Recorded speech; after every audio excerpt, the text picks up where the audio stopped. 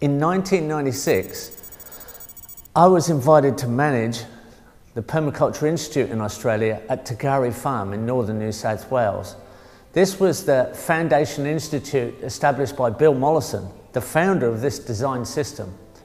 More and more people started to come and see what we were doing, even when there was a large drought in the area, the worst drought in 100 years. Our local village was even cut off from water supply and only had basic water and limited amounts supplied in the street. We were irrigating all kinds of crops here to establish our first gardens and running quite a few sprinklers.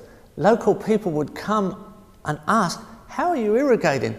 You're not supposed to be pumping water. There's a shortage of water, but we were oversupplied because we had gravity irrigation systems from water harvesting swales and ponds and dams uphill. We could gravity irrigate as much water as we wanted. And it's a simple system, yet people thought we were actually lucky. There's nothing lucky about that. That was often the comment, but this is design.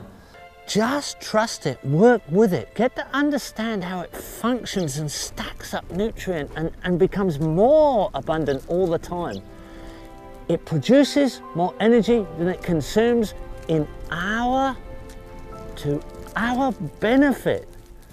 If you can live with that little bit of disorder in appearance, maintaining a system that moves towards permanence and abundance, we can live on this earth forever and in a system that we can be proud of, and we can tell the future generations we moved this forward and we started the new evolution of humanity. This is the future and the only future that's possible. Let's do it.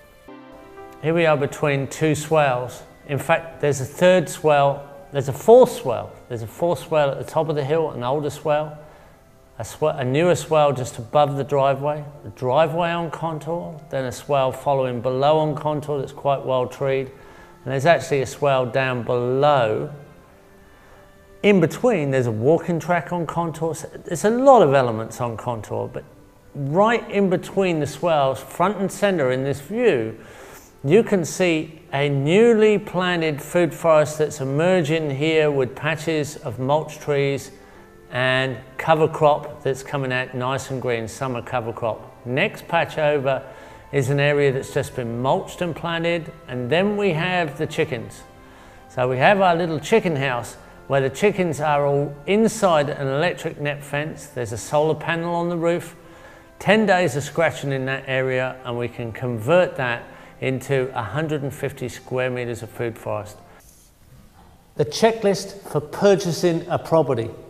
Where are you going to place the house? Where are you going to place the buildings? What are the earth structures that are going to be needed? And once we know water potential, once we know access possibilities, then we can make sensible decisions about where structures can be positioned. Just a 2% grade from center. So the road water here runs to the upside and the V drain and passively into the collection pits, and the pipes take it under the road. So we have a little dam here that I pointed out on the landscape, and a contour line joining it to another valley dam here, through to another valley dam there, and on round to another valley dam here. We saw all these quite clearly on the landscape. So here we go, going round on that contour line. We can see that there's this great big linkage between dams, contours, and water harvesting systems. There's nothing really special about this. You would never realize what's actually on the inside. It's really worth having a good close look at this, because this is something you need to understand is possible.